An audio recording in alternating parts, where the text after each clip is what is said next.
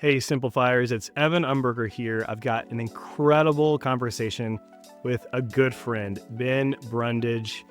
We got to know each other very well over the past several years. You're going to hear what some special ops leaders told Ben and how you can apply it to your business. How to be able to make a decision when there's a lot of doors in front of you. Plus, you'll be able to apply principles with risk and mountaineering into your everyday life. If you're raising capital or you're in sales or you're just trying to find, hey, how can I level up? This episode is for you. So stick around and listen up, take some notes. You're going to want to listen to what Ben has to say. How's it going, Ben? Going well. Glad to be here with you.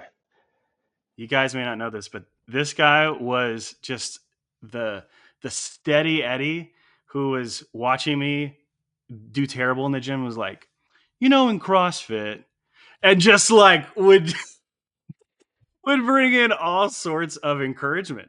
And eventually I was like, I gotta see what this guy's about. What he's about, what's he doing. Let me listen to that. And man, I gotta tell you, dude, the little things, the way you encourage me over the years has been super helpful. It's helped me, get on great paths. And so those are some of the things that I just want to be able to, share. Hopefully some other people are going to, take some things that you're going to say and um, be able to, just nudge them in the right direction. You just have that, great way about you. So I appreciate that about you, Ben. Well, thank you. But likewise, we've worked on some really fun projects together, some really challenging projects together here over the years. And then even if it's razzing you about lifting more weight at the gym or kind of giving you trouble back and forth there, it's just been a ton of fun. Absolutely, man. Well, for those who don't know you, Ben, love for you to just, share just a little bit about your background. Where have you been like in your career and where are you now? Yeah. Well, my background is a bit interesting. I've hopped around a little bit, even all over the world. It's true. I went to school to study politics and international relations. Got a minor in Arabic. Had a great time studying those things. Went abroad and worked kind of in humanitarian work for a little bit over in the Middle East. Um, Met a lot of great people doing that, but found some of those really big uh, NGOs, humanitarian groups, nonprofits are a little dysfunctional sometimes. Mm. Um, and learned just so much over there, and was such a good use of time for me straight after school to go into that world. Came back, moved back to the U.S. And worked on a political campaign for a mentor of mine when I was in college. He was a professor and was running for office. Did that for about 2 years. Again, learned an immense amount. One of the big things that I learned was that political campaigns, not really for me, right? Right. Political campaigns, running a campaign is very different than the political theory that I studied in school. I love Right. talking about ideas and theories, and this was a little different than that.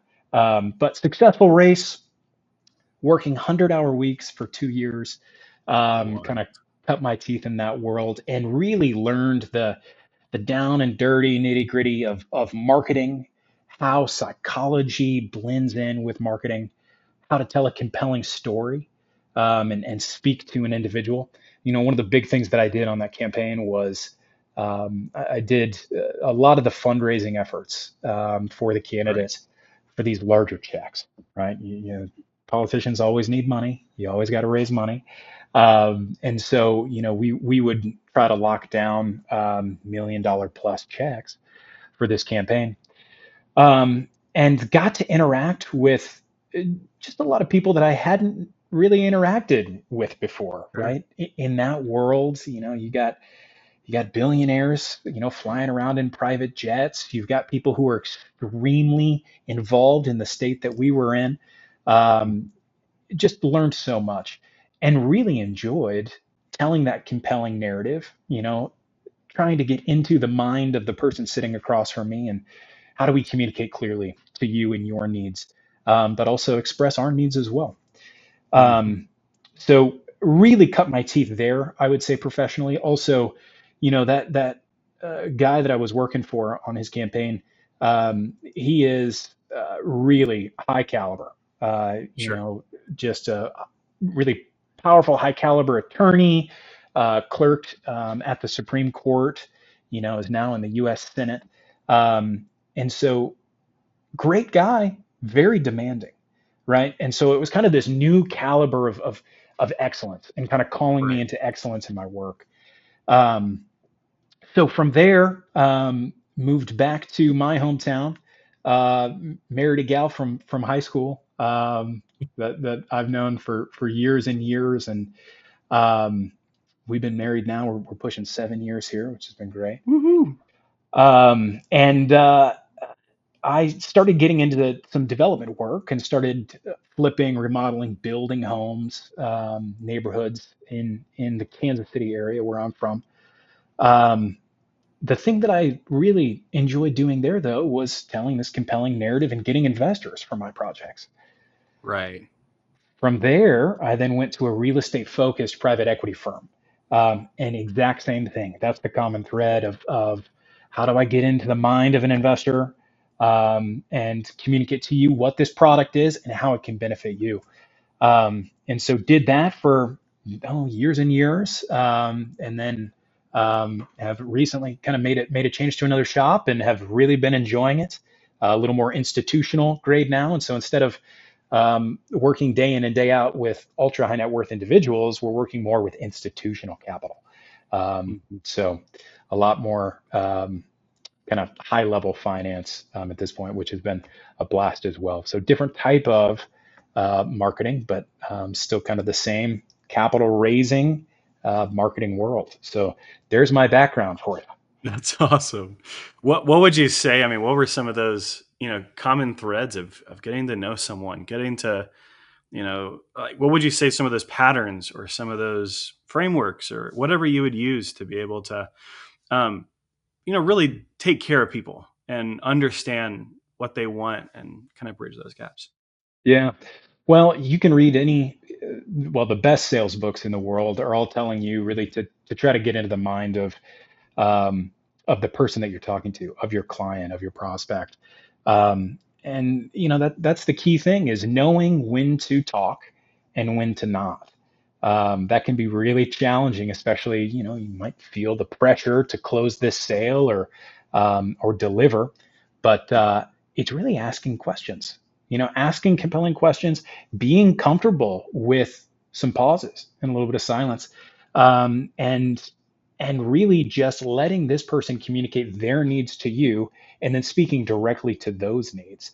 I think that's the thing, the common thread that has come through even the international humanitarian work that I was doing, the political work, but then now more in this real estate and um, private equity world and trying to gain more investors. It's all the same. Wow, that's so big. What are some other ways that you've just grown? I mean, as a leader, as someone who's, um, been adjusting and let me start over. How have you grown? How have you, as a leader, just adjusted and pivoted? Yeah. Well, I mean, I hate to say it sometimes, but we grow most through adversity and struggles, right? It's Hmm. it's the uncomfortable times that, um, oh boy, they're not fun, right? But they stretch us and challenge us and grow us, right? And while no one wants to invite those times, when you find yourself in Right. them, being able to kind of throw up a gauge and say, "Oh, I'm here," to place yourself on the map of I'm in this moment. I've got to just move forward, right? I've got to Hmm. keep moving. And so, in times of adversity, in times of challenge, I think you know. Let me go back to. I'll give you two examples here. The political campaign. So that legitimately is an adversarial environment, right? Where it is one candidate running against another candidate. And there are ads that are coming against you. Their staff doesn't like our staff, and you see them at events or on the road. Muds being slung in all sorts of directions, often in politics. Of course, not on my campaign, but the Right. uh, the fact is, um, I think adversity like that teaches you to have a little bit of a thick skin to you, and to just have the confidence to say, I know who I am, and the things that are coming at me right now, that's not who I am. Like I'm able to kind of stand up to cut those things off. Sometimes it feels really intense, hyper emotional in those times. But to be able to give yourself some distance, to breathe a little bit, to not take it personally, and then to move forward in the midst of that adversity. Also, I think there's just a pure grit factor that in those Mm, times when you can build a track record of this is the capacity that I have, this is the grit that I have, and now moving forward, I know what I've been through in the past, so I can do this again, and it doesn't feel as intense, doing this again or moving forward. Um, that was certainly present within that campaign. yeah. Throw another time at you is, in the capital raising world, the markets over the past 10 years have been crazy, and they've been going up and up and up, and then we hit COVID and people start getting really scared, but then people are Mhm. flush with cash, so up and up and up, Right. and then people are really scared, and it's kind of this stop and go. And what do we do with this, right? when Mhm. when we're struck with, hey, I've got to raise $200 million for a fund, I've got $75 million under contract today that we've got to close on this in the next six Right. months. How do I raise this? What do I do? And it's just being able to adapt to say, hey, we've been here before. What are new strategies? We need to get outside the box a little bit. How do we develop new things? Stay consistent, but Mhm. deploy new strategies and various ways to really accomplish the mission that's set before you. That's right. It's this mixture of planning, creativity, and going, okay, how do I mix these two together? How do I blend these together? Understanding what the goals are and going, okay, we need a different hook. We need a whole That's right. series of hooks. But also, not to mislead people. You want to genuinely, share what are the benefits. Um, and how do those connect with people? You really want to make sure it's the right fit. That's one thing I always noticed about you overhearing, phone calls. It's just like, hey, we're here, we're doing this. This is what we've done. This is where we're going. And if this is interesting to you, if this is the right fit, we're glad to have you be on board. But you don't want the wrong fit. You don't want an investor to come in. You don't want someone to join any sort of movement and realize, down the road, oh, there was, competing values, or there were, just elements that didn't mix well. Yeah, that's right. It's funny that you bring that up. We're always striving. My sales team right now, the things that I'm trying to instill in the young guys that I've got working for me is we want a quick no from these folks, because hey, we're confident in who we are, and we're going to be around for a really, really long time. And you can join in with what we're doing, be a partner. We want to invite you into that. We would love to have you. But hey, also, if it's not a good fit, we're not going to force this. I'm not going to Yeah, impose this on you. And I actually don't want you to come in, because not only do I know that um, it doesn't feel right, right, on the front end, and a quick sale's really never worth it. But on the back end, I know 2 years from now, this person might be a headache to deal with, candidly, and I don't want to sure. mess with them then. So I'd rather get a quick no, get them off the phone and on to the next call, or on to the next meeting, where I can be a little more productive there. That's so good. That's so good. So, what are, I don't know, like two or three examples of beliefs that you've had? Like, these are mixture of internal beliefs or external beliefs. So these are things that you've either believed that maybe you haven't spoken out before, or external. circumstances that have challenged beliefs that you've been able to overcome? Yeah, really good question there. Um, I think our belief is the thing that's motivating. It's undergirding everything that we do, right? And our actions flow out of those beliefs. So I think that's a great question. For me, one thing is the older I've gotten here and the more kind of tenure I have under my belt is you don't have to rush anything. Mm. Um, you really do not. There might be some urgency within business, within a project that you're working on at the time, but there's a difference between feeling some urgency and then rushing something. Right. I think there have been times in my life and in my career where I have rushed to a quick fix or an Mhm. answer that has not served the company or myself over the long term. Um, there's a I love, and maybe this is just my background coming through here. My grandpa would always have these sayings, these quips, these little things that he would say, and so I've got so many from him. But then when other people say them, I always love to cling on to those things. And I used to. There was a time where I hung out with some military guys, some special ops guys, and they have this phrase that they would repeat again and again and again, which is slow is smooth and smooth is fast, right? And the idea being, um, it's not like you want to move at a snail's pace, but the idea is more about removing the friction that's already there, um, so that you can move quickly and efficiently. And over a year, over 2 years, over 5 years, that's going to get you much further than the immediate quick fix of constantly pivoting back and forth, Right. because that burns you out, right? It Hmm. it burns you out, and what that does for a team, it demotivates a team, right? Hmm. If it's just you and you're a solo operator, maybe you got one other person. Sometimes you can do that. You will get tired, but maybe you can push through. When you're leading a team, what that does to a team's morale, it actually leads to dysfunction in the long run. So I've learned here over the years that let's have a really really good plan.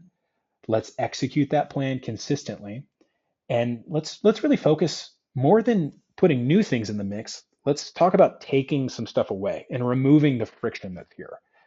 Um, so that's one. The other would be something that we've already alluded to in this conversation, which is just not taking things personally, Hmm. right? I think a big part of leadership and growing and leading a business well and leading a team well is being able to step outside of yourself a little bit to receive opinions, criticism, feedback, to invite those things, and then to be able to stand independently and look and say, um, be confident in yourself. Either that's a legitimate thing that I need to take action steps forward in, or hey, I don't actually agree with that. And if I don't agree with it, maybe I invite some other people into that and just ask them their opinion.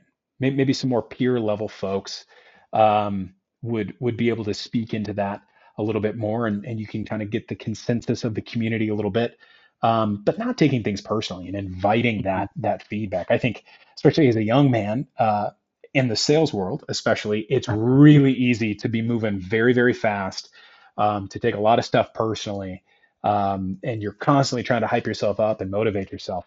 I don't think you need to do that. It's not sustainable over the long term.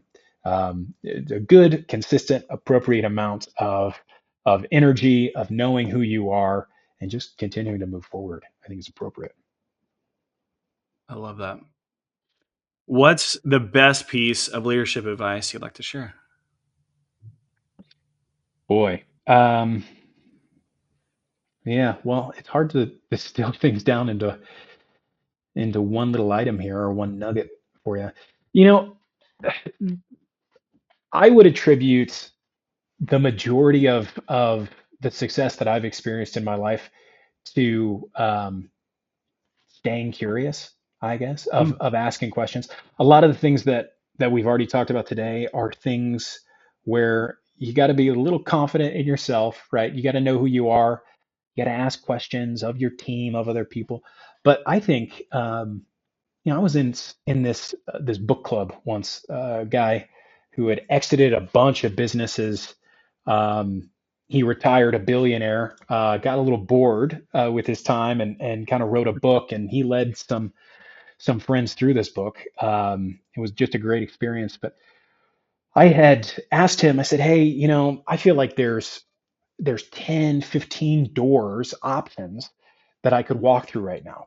Some of those things I don't really want to walk through, but the door's wide open. So should I? Some of Right. those things, the door's shut. I don't know if it's locked. I don't know if it's unlocked, but there's just a lot of, I don't know what to do. I'm a little overwhelmed with all of this." And he kind of positioned to me, why don't you just try jiggling the handle?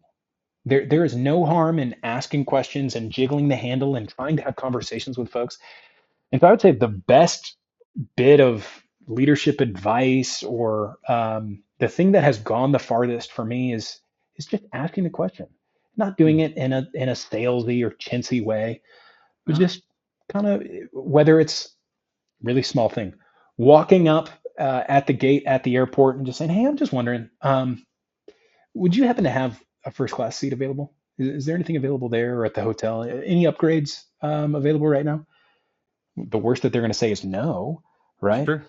Two, in business, it is not uncommon. One of our largest investors that just came to the table here started from a conversation where I said, "Hey, I'm really interested in how you pivoted from selling your business into you manage your family office, but there's a big charitable piece to that. They're really Mm. philanthropic. They do a lot overseas in India and in Africa, um, let alone to say the things they're doing in the U.S. Um, around adoption, all these great things. I'm just super curious how you did this. This guy never interested. He knows who my company is, right? He's never invested before. Right.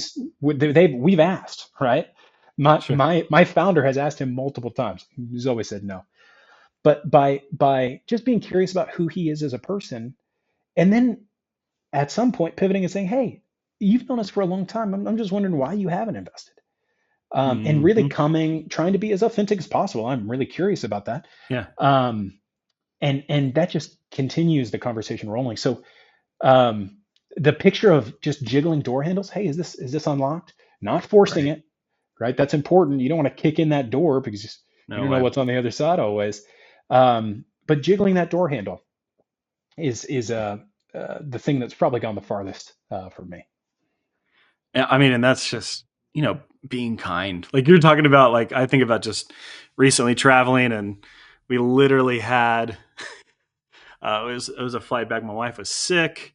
Mm, Um, and we were coming back, and we were on like the last leg, and we get on the tarmac, and then we're just there for, and it was just yeah, like, it was hours. And then we get, we get deplaned, and then we get told, "Hey," and we're getting like updates, in the app and everything else. And really, it just boiled down to, um, me just kind of starting the conversation with the customer service person, saying, "Hey, this is happening. Is there anything you can do?" And then, sure enough, at like the last moment, they're like, even the flight attendant was like, "Well, the crew has left," and we're like, we should have been there by now. Like, oh no. But we were literally just kind. And, the customer service person helped me, and everyone else is like getting in this massive line. I'm like, oh no, they're going to start throwing rocks or something. Like, what's going to happen here? It's so late, but I was just trying to be super kind. And, the customer service lady was like, just being empathetic about it. And like, that's so important. It's yeah, so important to treat people, with like those types of genuine concerns, and go, is there anything you can do? Or like, I loved the question of, "Hey, you've known us for a while. Why haven't you invested?" Because there may be some things that he's like, well, there's some things you need to change. And no one's actually asked for that type of feedback or that kind of input. And if you did make these changes, not only would I would reconsider, but there may be other people that would be more likely to like there may be some improvements that come from staying curious, That's right. jiggling the handle. That's right. Yeah, not only that, but I think no one ever asked that guy, um, what's going on here? Where's the disconnect? But he actually had some preconceived notions about the Mm, industry that we actually work really, really hard to not play into those things, sure. um, and to actually choose another path, choose the opposite path, I would say. And Right. he didn't know that, right? And so just asking, what's the worst that's going to happen, in truly staying curious, and um, that again, that goes back to trying to put yourself in their shoes and in their mind a little bit. I think so important. That's awesome. So if you were to go back in time, what would you tell yourself like to break through earlier and faster? What would you give advice to your younger self? Mm, yeah.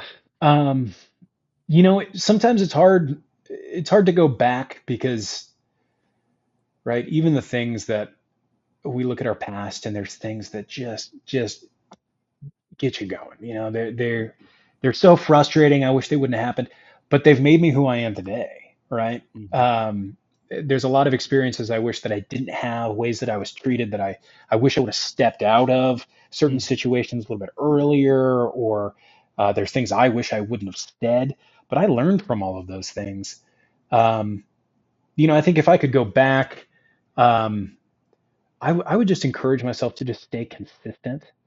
That's what I'm doing for a lot of the younger guys who are in my life right now. Just guys, just stay consistent. It's all right. Like, and there's going to be some bumps, but just one foot in front of the other. And you don't have to sprint.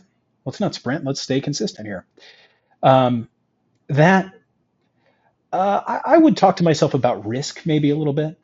Yeah. Um, Sometimes I'm not risk averse, but who likes really, putting themselves out there on the ledge? No one really likes that. Um, but I think risk is a necessity, in our Mhm. lives personally, and in business too. Understanding the risks that are before you, being able to analyze those risks, really taking time to analyze and consider the risks that are before you, and deciding if you want to move forward or if you don't. Um, it's I think it's a hard thing as a young man to not just want to say, oh, this is a risk. I have to push forward. I'm just uncomfortable. I've got to push Right. forward. You don't have to do that every time.